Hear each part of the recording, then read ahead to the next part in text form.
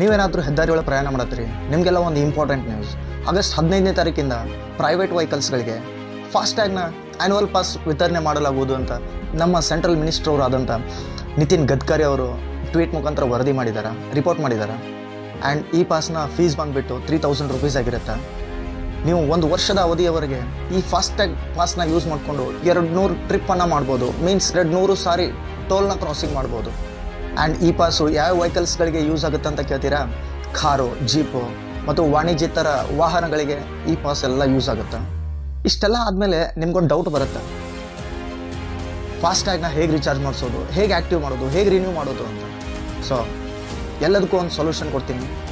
Highway ಹತ್ರ ಆ್ಯಪನ್ನು download ಮಾಡ್ಕೊಳ್ಳಿ.